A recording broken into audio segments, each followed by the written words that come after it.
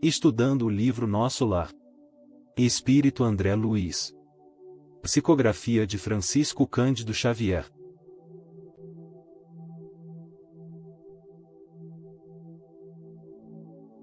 Considerações iniciais. Iniciaremos agora o capítulo 3 do livro Nosso Lar. Esse é o capítulo em que o André Luiz, já recolhido pela misericórdia divina, depois que fez aquele movimento em direção ao seu interior, depois que fez aquele movimento do filho pródigo, caiu em si e acessou os seus potenciais interiores. Depois que ele reconheceu que há um autor da vida, que Deus é o Pai amoroso, misericordioso, a inteligência suprema do universo, que cuida de cada um dos seus filhos e que não abandona nenhum deles, mesmo aqueles que se perderam na maldade, mesmo aqueles que estão desorientados, que perderam seu endereço, Deus não desampara ninguém. Quando André Luiz percebeu isso, ele fez a oração mais sentida da sua vida. E a partir dessa oração ele entrou no que chamamos de estado meditativo, que pode ser alcançado pela oração que sai lá do fundo do coração, do fundo da alma, como diz a linguagem bíblica, que sai das entranhas. Essa oração nos coloca no estado meditativo, no estado de conexão com as fontes do amor eterno que partem do Criador e envolve toda a criação infinita. Feito isso, Clarencio consegue ser visualizado por ele. Não que Clarencio não estivesse buscando André Luiz, não que o não estivesse tentando de tudo para o resgatar, para acolher esse espírito que encontrava-se em grande sofrimento. André Luiz teve uma encarnação, que ele cita aqui, como complicada, porque fez escolhas equivocadas, mas nenhum de nós, mesmo quando fazemos escolhas equivocadas, deixa de ser um filho de Deus, deixa de contar com o amor incondicional do Criador. E essa é a grandiosa lição que o capítulo 2 do livro Nosso Lar nos deixou. Aí, saímos daquela cena de dor, de trevas, de perturbação e de sofrimento, e agora André Luiz está aqui numa maca, sendo conduzido por dois companheiros sob a direção e as ordens do benfeitor Clarencio. Capítulo 3. A oração coletiva. Embora transportado à maneira de ferido comum, lobriguei o quadro confortante que se desdobrava à minha vista. Clarencio, que se apoiava num cajado de substância luminosa, deteve-se à frente de grande porta encravada em altos muros, cobertos de trepadeiras floridas e graciosas. Tateando um ponto da muralha, fez-se longa abertura através da qual penetramos silenciosos. André Luiz estava um pouco desconfortável, porque encontrava-se na condição de um doente sendo carregado numa maca, sentia-se constrangido, mas a vista que se desenhou diante dele era estonteante de beleza e de esperança. A primeira coisa importante para se comentar aqui, para quem não está acostumado com essa realidade do mundo espiritual, é que muitas pessoas têm uma visão assim. Que depois da morte o que ela vai encontrar são nuvens, fumaça, uma coisa vaga, mas o que aprendemos com o abençoado ensino da doutrina espírita é que o fato de perdermos o corpo físico, não nos transforma de um momento para outro, em segundos, de homens para anjos, não há uma transformação mágica pelo simples fato de termos perdido o corpo físico. Continuamos sendo seres com as nossas necessidades, com as nossas carências, com as nossas limitações, inclusive limitações intelectuais, com as nossas limitações emocionais, limitações do sentimento. É natural que a vida nas colônias espirituais que são próximas da Terra, da crosta planetária, tenha um regime de vida muito parecido com o nosso, porém, mais aperfeiçoado. Quem imagina que desencarna e que fica todo mundo ali nas nuvens brancas é uma visão assim um pouco infantil, um pouco vaga. O que estamos observando aqui no livro Nosso Lar? Que o mundo espiritual conta com uma organização social. Por quê? Quantas pessoas desencarnam a cada minuto? Temos centenas, milhões de espíritos no mundo espiritual. E onde iremos abrigar esses milhões de almas? Assim, a vida prossegue com comunidades, com lares, com famílias, com escolas, com oficinas, com hospitais, a vida prossegue. Só que no caso da colônia Nosso Lar, prossegue mais aperfeiçoada. Por quê? Porque os espíritos que lá estão são espíritos mais centrados, mais equilibrados, são espíritos que estão mais conectados com Deus. As suas organizações são mais aperfeiçoadas do que as nossas organizações humanas, que são cheias de egoísmo, de orgulho, de interesses mesquinhos e escusos. Sendo assim, a colônia não deve nos impressionar porque a vida prossegue. Vemos aqui uma cidade cercada por um muro, por quê? Porque senão, os espíritos perturbados iriam invadir a colônia, destruir tudo. E não é apenas um muro, mas muros floridos, com flores graciosas. Vamos começar a ver aqui aos poucos no decorrer dos capítulos do livro, detalhes sobre a vida na colônia, e que fique claro que a colônia Nosso Lar não é a única colônia do mundo espiritual, existem centenas de milhares ao redor do mundo, inclusive colônias espirituais que são muito mais antigas do que o Nosso Lar. A colônia espiritual que está próxima da atmosfera espiritual de Roma, por exemplo, tem centenas de anos mais do que Nosso Lar, tem séculos mais séculos do que Nosso Lar. As colônias espirituais que tem na Grécia também são milenares. Aqui fala-se da colônia Nosso Lar, porque foi para onde André Luiz foi transportado. Branda claridade inundava ali todas as coisas. Ao longe, gracioso foco de luz dava a ideia de um pôr do sol em tardes primaveris. À medida que avançávamos, conseguia identificar preciosas construções situadas em extensos jardins. Narra aqui o contraste de onde ele estava, quando se encontrava perturbado, e agora para onde ele foi conduzido, após recuperar o seu equilíbrio interior. Vejam que coisa maravilhosa! Uma colônia cheia de jardins, toda organizada, onde as pessoas trabalham, ninguém fica lá parado comendo uva e tocando harpa. Essa ideia que está no imaginário de milhões de pessoas é uma ideia que não faz sentido. Quem está na colônia está trabalhando, está desempenhando alguma tarefa. Assim sendo, a turma que gosta de construção, de arquitetura, de engenharia civil, estão lá trabalhando. A turma que gosta de jardinagem, gosta de fazer a horta, de cultivar, estão lá trabalhando. A turma que gosta da música, de composição, de tocar, tem lá seus espaços para a música. É assim, todos os talentos, todos os dons são aproveitados para construir uma colônia bonita, bela, harmônica e equilibrada, e um dia a crosta planetária será também assim, a Terra regenerada será assim. E temos que admitir que alguns locais do planeta já estão assim. Visitamos alguns países, algumas cidades e já é assim, o povo já é educado, as cidades já estão repletas de jardins floridos, bem cuidadas, todo mundo respeitando os espaços públicos, todo mundo convivendo com respeito ao outro, com respeito ao que é público. Já existem nações e cidades que vivem assim, que são dessa maneira, e outras que estão com dificuldade, cidades que estão lutando ainda com muita dificuldade, porque os seus habitantes não possuem todo esse equilíbrio espiritual e não buscam a ordem, a beleza, a harmonia e o respeito ao próximo. Ao sinal de Clarencio, os condutores depuseram devagarinho a maca improvisada. A meus olhos surgiu então a porta acolhedora de alvo edifício à afeição de grande hospital terreno. 2 jovens, envergando túnicas de nível linho, acorreram pressurosos ao chamado de meu benfeitor, e quando me acomodavam num leito de emergência para me conduzirem cuidadosamente ao interior, ouvi o generoso ancião recomendar carinhoso: guardem nosso tutelado no pavilhão da direita. Esperam agora por mim. Amanhã cedo voltarei a vê-lo. Destacamos aqui o carinho e o respeito dos enfermeiros no trato com o doente André Luiz, que o acolheram, conduzindo-o em maca improvisada, e colocando-o na maca hospitalar quando chegou no hospital na colônia espiritual. E Clarencio, com todo o respeito e educação, determina que guardem o nosso tutelado. Percebem a diferença de quem tem uma alma mais elevada? Porque o sofredor, para essas almas evangelizadas, é um tutelado, é alguém que merece todo o carinho, todo o amparo, todo o respeito e toda a educação.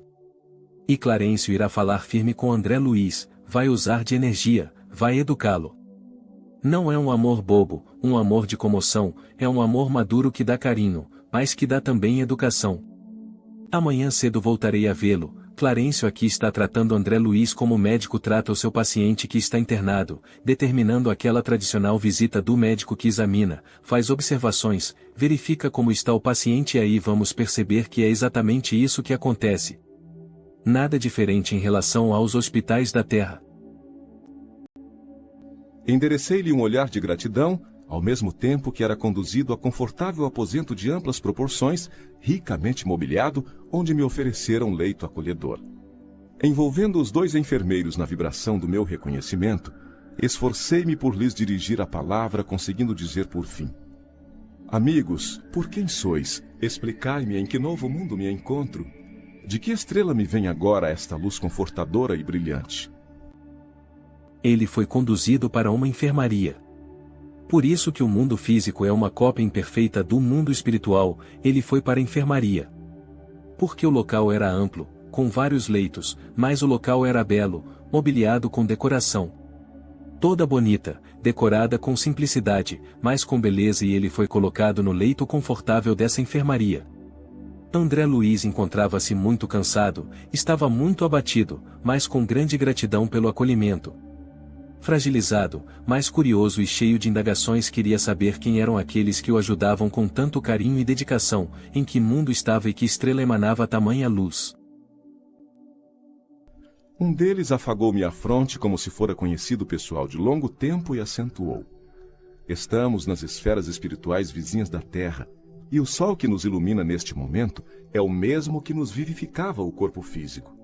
Aqui, entretanto, nossa percepção visual é muito mais rica. A estrela que o Senhor acendeu para os nossos trabalhos terrestres é mais preciosa e bela do que a supomos quando no círculo carnal.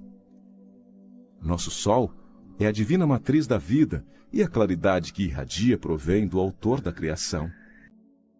Com ternura o enfermeiro fez um carinho na cabeça de André Luiz com gesto amoroso como um ente querido e responde com a devida atenção às suas indagações. Estamos nas esferas espirituais vizinhas da Terra, explica o enfermeiro, como quem diz pertinho da Terra, vizinhos da Terra. Esse é o recado que André Luiz registrou aqui para deixar mais uma lição para nós. As colônias espirituais estão logo ali, pertinho da crosta terrestre, são vizinhas da Terra. Não tem nada de sobrenatural, não é outro mundo, não. É aqui, está pertinho. Eles são vizinhos nas esferas espirituais da Terra. E prossegue.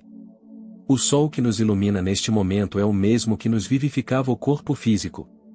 Essa estrela que estás falando que está iluminando aqui é o mesmo sol que você experimentava na Terra.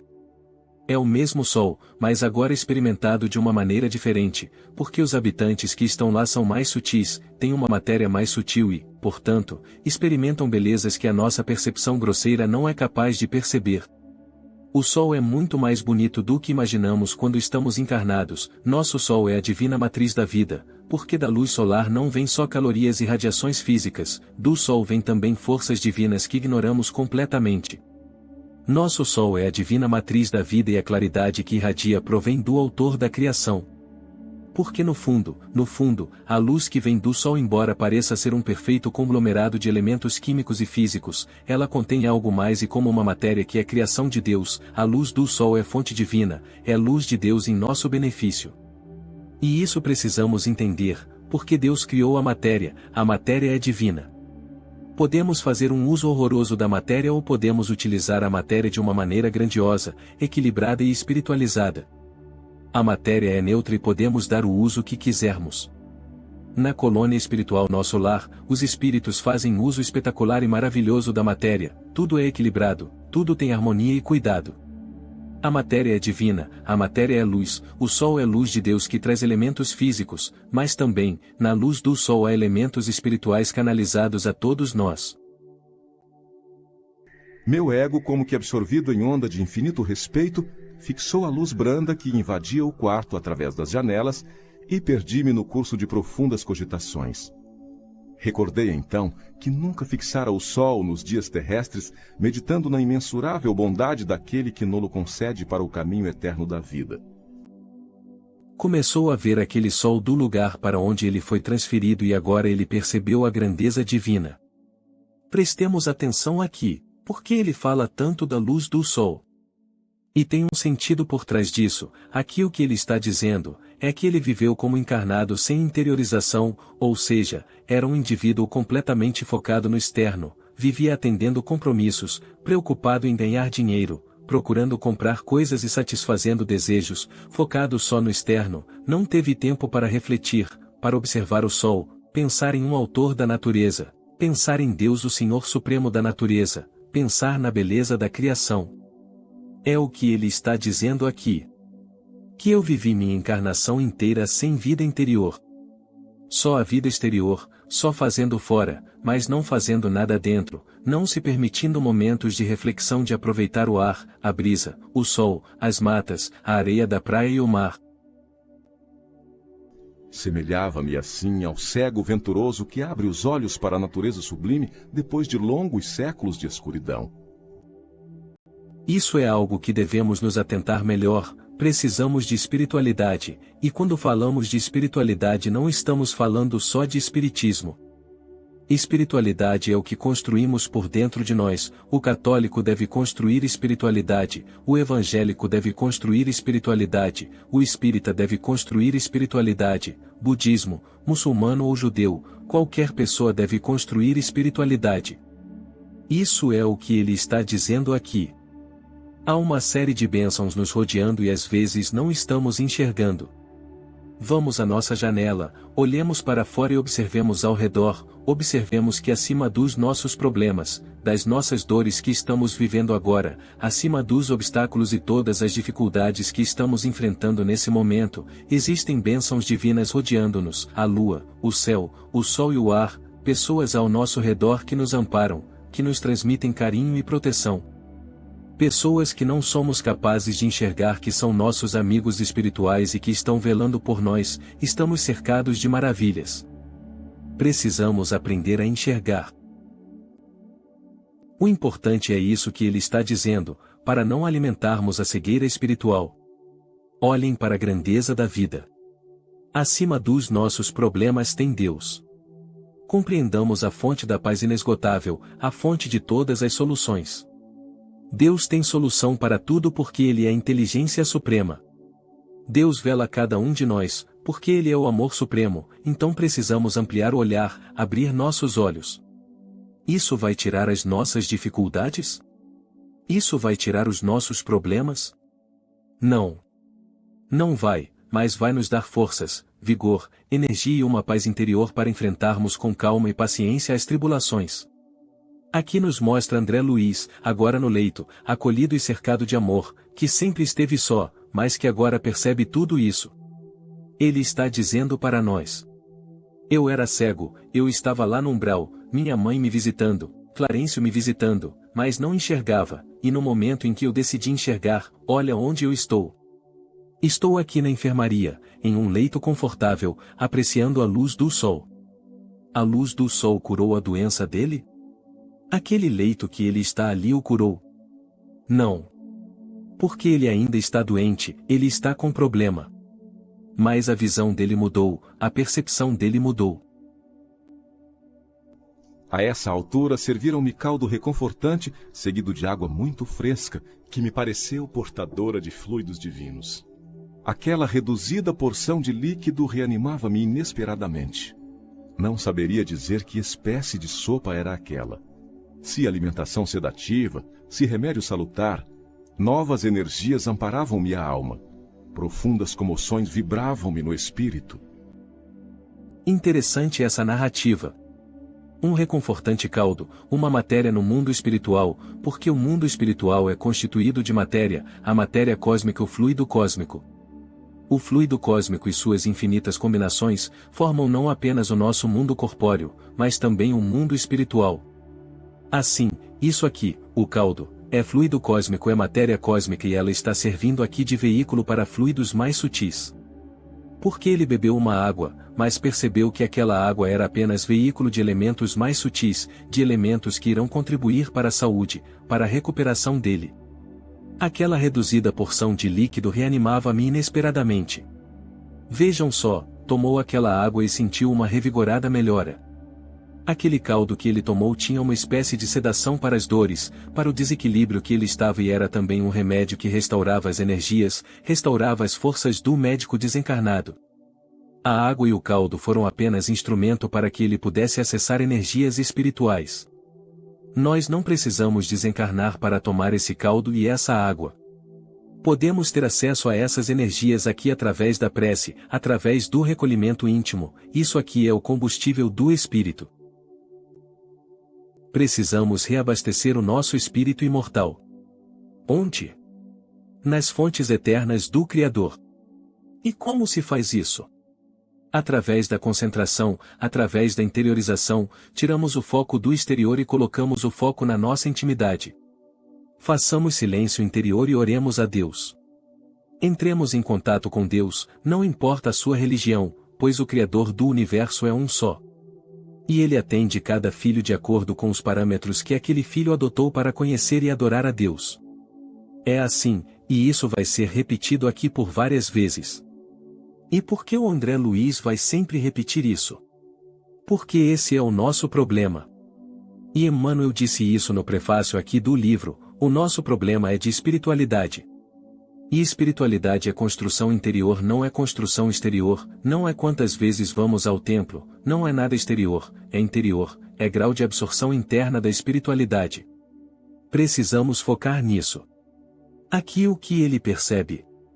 Percebe coisas que sempre estiveram ao redor dele, mas ele não olhou: o sol, a lua e o vento na natureza, a presença de Deus, a presença divina. Com a prece mergulhamos no oceano divino, e quando mergulhamos, a água nos envolve todo, ficamos completamente envolvidos naquele líquido. É isso que acontece com uma prece, não uma prece da boca para fora, é uma prece que sai das profundezas da alma. E ninguém faz uma prece assim se não estiver absolutamente concentrado, se não estiver com total presença, se não estiver totalmente consciente do que está falando, do que está pensando e do que está sentindo. Minha maior emoção, todavia, reservava-se para instantes depois. Mal não saíra da consoladora surpresa, divina melodia penetrou quarto adentro, parecendo suave colmeia de sons a caminho das esferas superiores. Aquelas notas de maravilhosa harmonia atravessavam-me o coração. Ante meu olhar indagador, o enfermeiro que permanecia ao lado esclareceu bondoso: é chegado o crepúsculo em nosso lar. Em todos os núcleos desta colônia de trabalho consagrada ao Cristo, há ligação direta com as preces da governadoria. Destacamos aqui, que às vezes temos uma visão muito mecanicista do mundo espiritual, mas o mundo espiritual é feito de seres que amam, não é um mundo de máquina, de robôs. Cada pessoa que desencarna, cada pessoa que é recebida no mundo espiritual é recebida com muito amor. Mesmo que ela esteja na rebeldia, na crueldade, mesmo que ela esteja na teimosia, na maldade deliberada, ela é tratada com muito amor, e quando ela se abre para esse amor as surpresas são imensas. Porque o que rege a vida é o amor divino, é o amor das criaturas que já concretizaram o amor pleno. Quem ama governa no mundo espiritual. Os que mandam são os que amam. O governador de nosso lar escolhe o crepúsculo, 6 horas da tarde, para fazer uma oração coletiva em toda a colônia de nosso lar. Agora raciocinemos. Se no nosso lar tem um horário para fazer uma prece coletiva, vocês acham que nós encarnados não deveríamos ter esse hábito também? Aqui é um governo intelecto-moral e quem define isso é Kardec, porque no mundo espiritual as lideranças são dos espíritos mais evoluídos moralmente e intelectualmente, e esse governador tem um espírito extremamente evoluído, um dos mais evoluídos da colônia. E ele criou o hábito da colônia inteira orar ao crepúsculo. E isso é muito importante, o que chamamos de elemento âncora, precisamos ter âncoras espalhadas durante nosso dia. Por quê? Quando acordamos, precisamos ter uma âncora, precisamos fazer uma prece, precisamos nos acalmar e nos preparar para o dia, aí decidimos que na hora do almoço, fazemos outra parada, outra prece, depois no crepúsculo e uma à noite antes de dormir. Esses momentos são momentos em que nos reequilibramos, precisamos dessas referências. Mas quem faz isso? E enquanto a música embalsamava o ambiente, despediu-se atencioso. Agora fique em paz. Voltarei logo após a oração. Empolgou-me a ansiedade súbita. Não poderia acompanhar-vos? Perguntei suplicante. Está ainda fraco, esclareceu gentil. Todavia, caso sinta-se disposto... E aqui, vemos que o governador de nosso lar também utiliza a música como fonte de paz e harmonia para a coletividade da colônia, inclusive tem um campo da música, onde os moradores se reúnem para ouvir músicas. E essa música também sensibilizou nosso irmão André Luiz. André Luiz ainda não tinha condição de ir participar, mas mesmo assim envolvido pelo bem-estar que sentia, questionou se não poderia participar também. E solícito enfermeiro, gentilmente, o ajudou a caminhar, amparando-o com carinho. Isso é uma coisa que estamos perdendo aqui no mundo dos encarnados, estamos perdendo a gentileza, o afeto e a disponibilidade, essas disposições para ajudar. Aquela melodia renovava minhas energias profundas. Levantei-me vencendo dificuldades e agarrei-me ao braço fraternal que se me estendia. Seguindo vacilante, cheguei a enorme salão, onde numerosa assembleia meditava em silêncio, profundamente recolhida. Da abóbada cheia de claridade brilhante, pendiam delicadas flóreas guirlandas que vinham do teto à base, formando radiosos símbolos de espiritualidade superior. Ninguém parecia dar conta da minha presença, ao passo que mal dissimulava eu a surpresa inexcedível. Todos os circunstantes, atentos, pareciam aguardar alguma coisa. Contendo a custo numerosas indagações que me esfervilhavam na mente, notei que ao fundo, em tela gigantesca, desenhava-se prodigioso quadro de luz quase feérica. Obedecendo a processos adiantados de televisão, surgiu o cenário de templo maravilhoso. Sentado em lugar de destaque, um ancião coroado de luz fixava o alto em atitude de prece, envergando alva túnica de irradiações resplandecentes. Em plano inferior, 72 figuras pareciam acompanhá-lo em respeitoso silêncio. Altamente surpreendido, reparei Clarencio participando da assembleia entre os que cercavam o velhinho refulgente. A música renovava suas energias, e com muito esforço, amparado pelo prestativo enfermeiro, adentrou o grandioso salão, onde todos meditavam em silêncio, em recolhimento profundo, em profunda concentração, total consciência e buscando a interiorização máxima. Ou seja, estavam meditando para se prepararem para a oração coletiva. Entendamos aqui que a meditação não é incompatível com a oração. A meditação é uma ferramenta para uma preparação, até mesmo para uma oração. Aqui vamos observar que André Luiz repete várias vezes essa história de recolhimento, interiorização e espiritualidade. E por que ninguém na assembleia ali dava conta da presença do André Luiz? Porque todos que estavam ali estavam meditando, estavam todos totalmente recolhidos e concentrados, por isso que não davam conta da presença dele. Sentado em lugar de destaque, um ancião coroado de luz fixava o alto, em atitude de prece, envergando alva túnica de irradiações resplandecentes. Era o governador espiritual de nosso lar, esse ancião, de túnica alva e resplandecente. O governador iria orar, um dos espíritos mais evoluídos da colônia, e ao redor dele os 72 ministros de nosso lar, espíritos extremamente evoluídos, em silêncio, ou seja, meditando se preparavam para entrar em sintonia com o governador espiritual. E ele ainda ficou surpreso quando consegue identificar o Clarencio entre os membros que rodeavam o governador, descobre assim que Clarencio era um dos ministros do nosso lar. Apertei o braço do enfermeiro amigo e, compreendendo ele que minhas perguntas não se fariam esperar, esclareceu em voz baixa que mais se assemelhava a leve sopro. Conserve-se tranquilo. Todas as residências e instituições de nosso lar estão orando com o governador através da audição e visão à distância.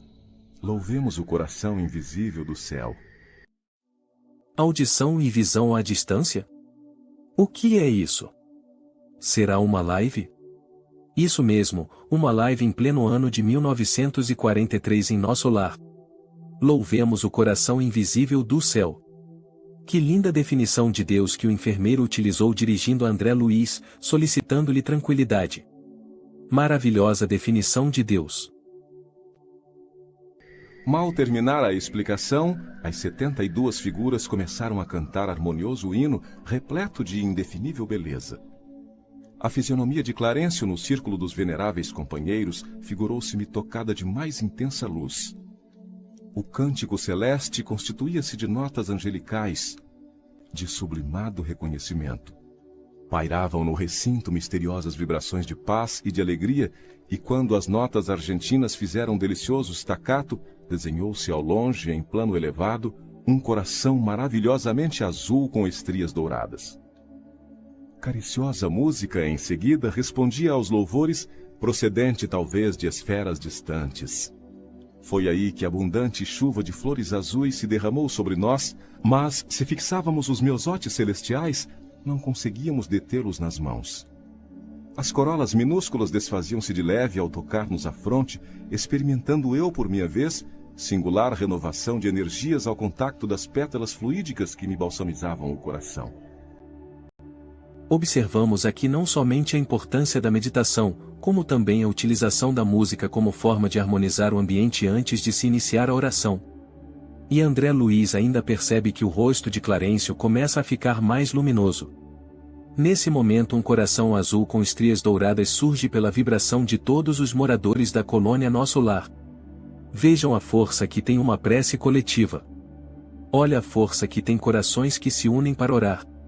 E com essa conexão com as esferas superiores, começam a surgir melodias, músicas provenientes das esferas superiores, como quem diz: habitantes de nosso lar, suas preces estão sendo ouvidas. E abundante chuva de flores azuis começaram a cair, mas não conseguia pegá-las com as mãos. Por quê? Porque eram emanações fluídicas de cura, de paz, de fortalecimento psíquico e emocional. Era uma injeção de fluido salutar. E o próprio André Luiz sentiu essa salutar renovação de energias ao contato das pétalas fluídicas sobre sua fronte. Terminada a sublime oração, regressei ao aposento de enfermo, amparado pelo amigo que me atendia de perto. Entretanto, não era mais o doente grave de horas antes. A primeira prece coletiva em nosso lar operara em mim completa transformação. Conforto inesperado envolvia minha alma. Pela primeira vez, depois de anos consecutivos de sofrimento, o pobre coração, saudoso e atormentado, à maneira de cálice muito tempo vazio, enchera-se de novo das gotas generosas do licor da esperança. Retorna ao seu quarto e ao seu leito e não se sente mais o doente grave de horas atrás. Observem a força que uma prece coletiva foi capaz de operar em André Luiz, ocasionando uma transformação em suas forças e energias. Sentia-se com o coração cheio de esperança. E por quê? Porque a prece coletiva tem muito mais força, ela é capaz de emanar muitas energias ao mesmo tempo. Encontramos agora ao final do capítulo 3 um André Luiz mais revigorado, com o coração cheio de esperança. E a lição deste capítulo é prodigiosa ao nos ensinar que existem recursos no mundo espiritual que a maioria de nós, por ingenuidade, por má fé, por preguiça, não acessa e não busca. E por isso continuamos com fome, continuamos com desespero, continuamos doentes, por não querer tomar o remédio. Já pensaram nisto? E assim fiquemos certos de que Deus é o coração invisível do céu, e o seu amor nos envolve e nos vela. Ainda não podemos vê-lo, mas podemos senti-lo e vibrar com ele. Quando nós oramos para Deus, como nós o tratamos? Como um burocrata? Como um rei da Idade Média? Ou tratamos Deus como o coração invisível do céu? Se tratamos Deus assim, podemos orar desta forma: Pai, nós queríamos te dizer que nessa hora nos sentimos eternamente gratos por essa oportunidade de estarmos aqui estudando essas páginas do livro Nosso Lar. Não importa que sejamos católicos, crentes, espíritas, não importa a procedência, seja lá qual religião professemos. Somos muito gratos por essa oportunidade, por nos presentear com a vida e com essa oportunidade de troca de energias salutares, e recebendo a tua paz, a tua inspiração, o teu sustento e o teu amor. Nós te pedimos, a nos ensinar a amar, porque amando vamos te compreender melhor, amando vamos te sentir melhor, amando vamos intuir os teus propósitos para cada um de nós. Muito obrigado, Senhor.